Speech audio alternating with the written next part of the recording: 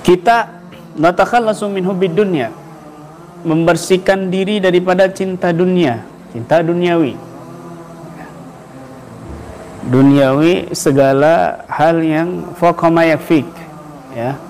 Al-akhad fawqa ma yakfik, mengambil bagian yang lebih dari apa yang cukup bagimu. Itu lebihnya dinamakan duniawi. Selain kebutuhan kita pakaian, makanan, maka itu disebut duniawi. Al-akhad fawqa ma yakfik, itu duniawi.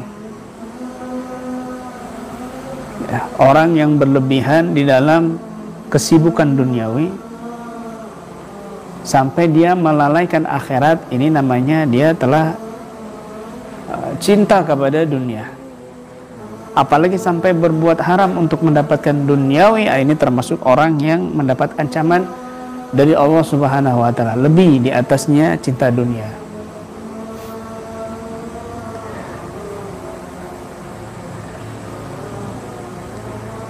Habib Umar memberikan resep, ya, atau rumusan di dalam kita bersih daripada duniawi yang sangat berbahaya ini, yaitu kita harus paham bahwa segala sesuatu apapun di alam ini itu punya dua wajah atau dua pandangan, dua sudut pandang, ya. Wajhun min haitsu dzalikal makhluk. Yang pertama adalah, pandangan pertama adalah dari sisi zat makhluk itu tersendiri, munqati'an, terpisah. Bahwa bidzalikal wajhi ghatiun anillah, maka dengan pandangan ini dia itu terlepas atau terputus, terpisah dari Allah Ta'ala. Ini pandangan yang pertama. Jadi kita harus memandang dari sudut ini bahwa segala sesuatu di muka bumi ini, ya, zatnya itu terpisah dari Allah Subhanahu wa taala. Tidak menyatu. Zatnya ini terpisah dari Allah Subhanahu wa taala, tidak menyatu. Ya. Dan dia juga terpisah dari Allah Subhanahu wa taala. Kemudian wajhun min haitsu khalqil haqq. Pandangan yang kedua adalah dari sisi khalqul haqq lahu wa ayatuhul mabthusa. Penciptaan Allah kepadanya dan tanda-tandanya yang tersebar kepada dia. Nah, fahuwa bidzalika muttasilun bil haqq, maka dengan ini dia tersambung kepada Allah Subhanahu wa taala. Maka dengan pandangan ini musilun ilallah, dia sampai kepada Allah Subhanahu wa taala. Idzan, maka oleh karena itu seluruh alam ini, ya, kalau kita hidup dengan cara memandang, mempraktekkan pandangan yang pertama, maka inqata'na anillahi bih, kita terpisah dari Allah Subhanahu wa taala. Kalau kita ini memandang dengan cara yang kedua, maka kita sampai kepada Allah juga. Maka ketika kita memandang kepada Allah Subhanahu wa taala, ketika kita memandang kepada alam ini, kaun ini dengan cara yang kedua, maka kita ini berada di luar.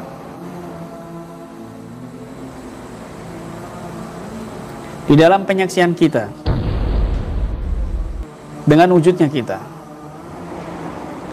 Maka keluarnya kita dari alam ini bukan kita keluar dari bumi, tidak, tetapi keluarnya penyaksian dari dalam batin manusia.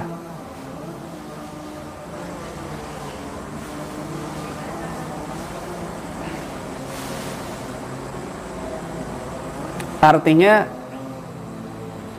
semua alam ini di bawah pengaturan Allah Subhanahu wa taala. Ya, di bawah pengaturan Allah Subhanahu wa taala, bahwa dia tidak bisa melakukan apapun manfaat dan bahaya kecuali Allah yang melakukan itu semua.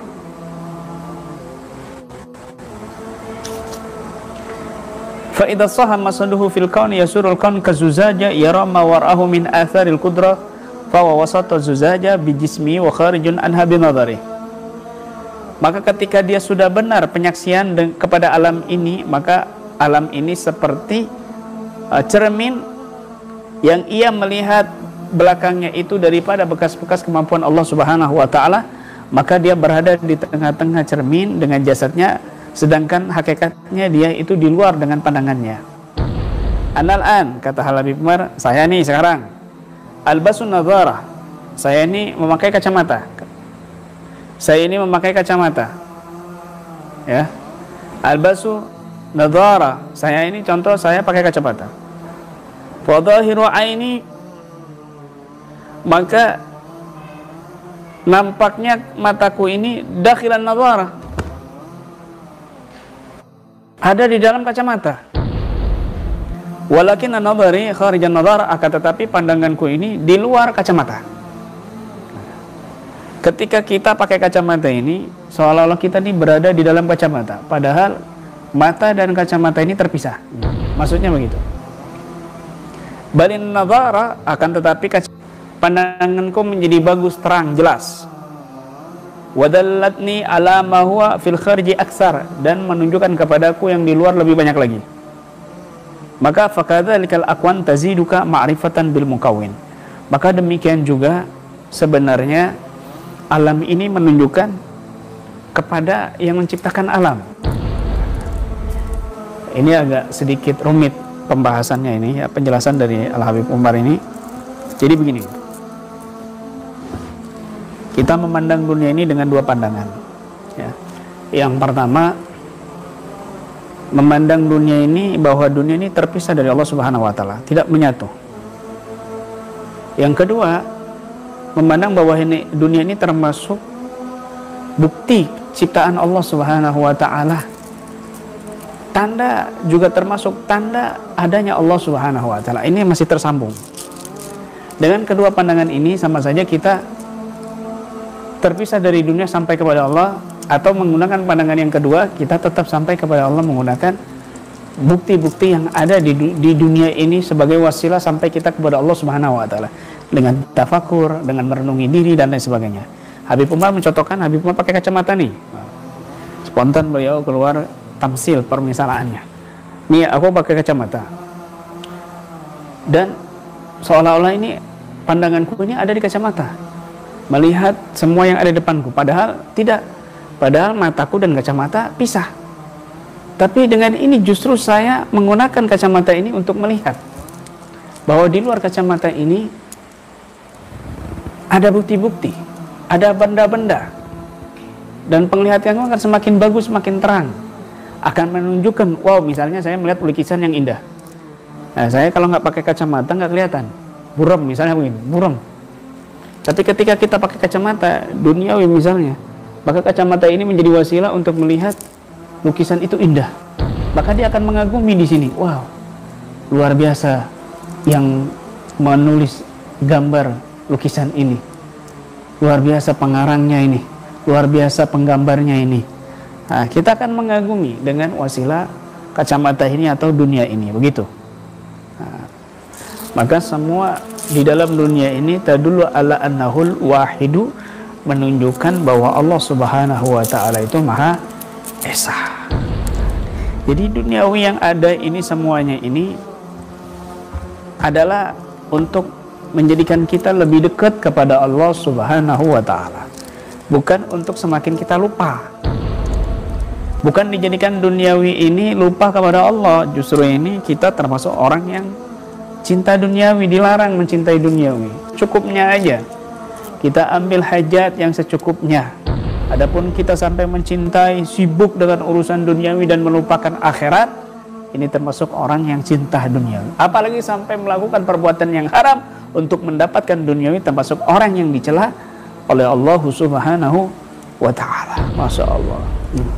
Kita contoh Rasulullah Shallallahu Alaihi Wasallam. Lihat bagaimana Nabi ketika di akhir-akhir hayatnya, di akhir-akhir sakit beliau yang luar biasa, beliau bertanya kepada istrinya Sayyidatuna Aisyah radhiyallahu anha, "Ya Aisyah,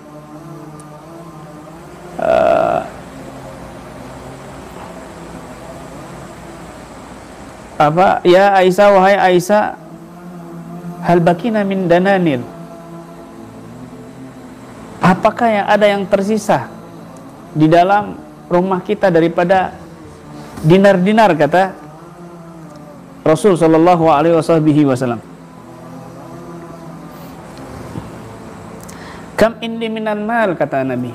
"Ya Aisyah, kam indi minal mal." Wahai Aisyah, harta kita ada berapa? Kita punya harta berapa? Rasul pernah bertanya seperti itu di waktu sakit beliau. Maka Rasul sallallahu alaihi wasallam menjawab, Sayyidina Aisyah menjawab, "Sab'atu dananir ya Rasulullah." Ada 7 dinar. 7 dinar. Satu dinar itu ya, perkiraan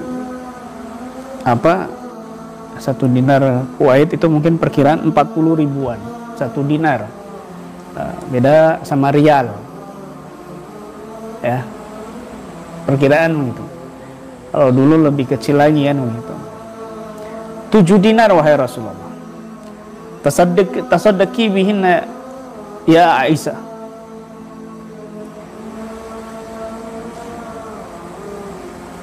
Maka Rasulullah SAW memerintahkan, wahai Aisyah, sedekahkan 7 dinar itu. Kemudian nggak lama Sayyidina Aisyah datang, "Sudah kau sedekahkan 7 dinar tadi?" "Belum ya Rasulullah, Muhammad akan berjumpa dengan Tuhannya sedangkan di rumahnya masih ada tersisa 7 dinar. Subhanallah, masih ada tersisa 7 dinar. Subhanallah, 7 dinar. Nabi menangis ketika masih ada tersisa uang. Bertanya kepada anak-anak kita, di rumah kita ini ada berapa duit? Ada 7 miliar, apa 7 juta, apa 700 juta?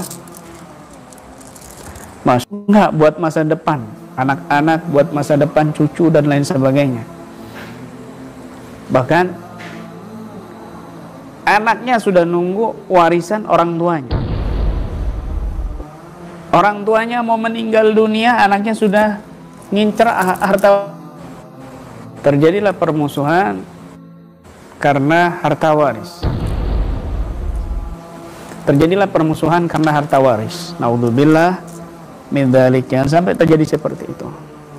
Makanya hati-hati dengan harta waris. Kalau punya harta waris, dia sudah tua, mending menghibahkan. Jangan dijadikan warisan, tapi hibahkan kepada anak-anaknya. Ada berapa anak? 7 anak, hibahkan. Tentukan masing-masing. Nanti setelah meninggal dia akan tenang, nggak ada permusuhan. Tapi rata-rata orang tua malah meninggalkan harta waris, akhirnya anak rebutan. Malah ada yang main santet dan sihir. Kakak kandungnya, adik kandungnya sendiri disantet sama dia gara-gara harta warisan. Masya Allah, naudzubillah. Ini banyak kita jumpai ya, karena kita juga berkecimpung di bidang pengobatan Al-Quran, yaitu ruqyah. Sering kita jumpai kasus seperti ini, di mana ada orang tua disantet anaknya sendiri, ada orang tua disantet menantunya, ada orang tua disantet saudaranya, ada yang disantet menantunya, bahkan mertuanya dan lain sebagainya, gara-gara harta dan duniawi. A'udzubillah min dzalik. Masya Allah, para nabi itu mereka tidak mencintai duniawi sama sekali. Bahkan Nabi Isa, seorang nabi yang jomblo, sampai diangkat pun beliau tetap jomblo, sampai nanti turun zamannya Imam Mahdi baru beliau menikah. Beda dengan musuhnya Dajjal, tetap jomblo sampai mati. Maka orang-orang yang menjomblo sampai mati bisa jadi mengikuti sunnahnya Dajjal, karena Nabi Isa tetap menikah. Maka ketika Nabi Isa ini, Nabi Isa ini nggak peduli mau tidur di mana. Kalau sore dia berada di hutan, tidur di hutan. Kalau pagi dia berada di gunung, tidur di gunung. Zaman dulu ini. Kalau pagi dia berada di pinggir pantai, dia tidur di pantai. Enggak cinta dunia, enggak mikirkan besok mau makan apa atau apa, enggak sama sekali. Itu Nabi Isa. Beliau diangkat. Suatu hari beliau pernah di hutan, mau tidur rebahan, pakai batu, kepalanya, bantalnya mau dikasih sanggahan batu sebagai bantalnya. Enggak lama malaikat Jibril turun. Ya Isa, rokinta al-an ila dunya ba'da zuhdika fiha. Hei Isa, sekarang kamu sudah mulai condong kepada dunia setelah kamu zuhud, tidak suka kepada dunia. Akhirnya Nabi Isa nggak jadi pakai batu itu dan beliau duduk. Maka beliau Nabi Isa tidak pernah tidur dengan terlentang, tapi beliau tidur dengan duduk. Sampai beliau diangkat oleh Allah Subhanahu wa Ta'ala. Itulah Nabi Isa. Dan para nabi juga, para sahabat-sahabat yang lainnya, juga orang-orang soleh, bagaimana mereka ini luar biasa hidupnya, ya, luar biasa hidupnya. Hasan Al-Basri itu, beliau ketika ditanya, kenapa kau nggak pernah mencuci gamismu wahai Syekh? Beliau ini memakai gamis sampai lusuh, sampai kotor, sampai rusak. Ketika ditanya sama orang lain, kenapa kamu memakai gamis kok nggak pernah dicuci wahai Syekh? Maka beliau mengatakan, kesibukanku lupa terhadap itu semuanya. Tapi kita ya jangan tiru-tiru di zaman sekarang. Kita pakai ini berbulan-bulan, nah yang ada bau, orang ngaji itu menjauh sama kamu karena baunya bau bangkai 7 tingkat, bau bangkai 7 level, karena kamu nggak pernah nyuci, nggak pernah pakai minyak wangi. Kalau ngikut orang-orang zaman dulu seperti itu, beda magamnya, beda kondisi, tetapi setidaknya kita sama, yaitu tidak mengutamakan duniawi daripada akhirat. Nah, ya seperti itu. Mereka ini jauh, kita nggak bisa meniru, jauh, sulit meniru yang seperti itu. Yang seperti itu sulit. Bagaimana mereka, ada yang 40 tahun nggak makan daging, ketika di pasar dia punya uang untuk beli daging, kemudian dia mampir ngeliatin daging. 40 tahun dia pingin makan daging, nggak makan daging 40 tahun. Sampai di pasar diliatin dagingnya. Setelah itu dia pergi nggak beli, padahal mampu beli. Ketika temannya tanya, kenapa kamu nggak beli? Kamu kan kepingin sudah 40 tahun. Itu nafsu saya yang kepingin, makanya saya tunjukin. Oh, puas kamu, liatin tuh, puas kamu. Setelah itu beliau pergi, mengejek nafsunya sendiri. Makanya menjadi orang-orang yang besar wali Allah Subhanahu wa Ta'ala. Masya Allah, luar biasa. Imam Abu Hanifah ketika mau dilantik menjadi qadhi, ibaratnya itu kades, ya, menjadi kades, maka beliau berlarian seperti orang gila, menghindar dari pelantikan kades tersebut, menghindar daripada jabatan. Itu orang-orang dulu, ya. Orang sekarang malah ngejar-ngejar jabatan, ngejar-ngejar kursi. Akhirnya nggak dapat kursi, dia bikin kursi sendiri, termenung di situ, stres, gendeng, bunuh diri. Alhamdulillah min dzalik. Ya Allah, pernah suatu hari ada sekelompok orang ini datang ke rumahnya Rabi'atul Adawiyah. Jadi dia sok-sok sebagai muslimah yang betul-betul sufiyah, waliyah. Maka mereka ini, ya, kelompok ini berempat ini bercerita masalah menghina dunia, menghinakan dunia. Jangan cinta duniawi, begini, duniawi ini berbahaya nanti di akhirat, nanti begini. Maka oleh Rabi'atul Adawiyah, stop. Laula mauqi'uha fi qalbikunna la aktsartunna min dzikriha. Kalau seandainya dunia ini nggak ada di hati kalian, kalian nggak akan banyak menyebutkan duniawi. Akhirnya mereka terdiam semuanya. Jadi seolah-olah dia bercerita tentang kehinaan dunia begini-begini, seolah-olah dia seorang yang saleh. Cukup Allah yang tahu, begitu maksudnya. Allah yang tahu, ya. Macet. Masya Allah. luar biasa. Intinya jangan sampai kita dengan duniawi ini terlalu mengutamakan daripada akhirat kita. Kemarin sudah kita bahas ya, bagaimana orang-orang yang mereka ini tidak mencintai duniawi, lebih mengutamakan amalan akhirat, lebih mengutamakan amalan akhirat daripada amalan duniawi.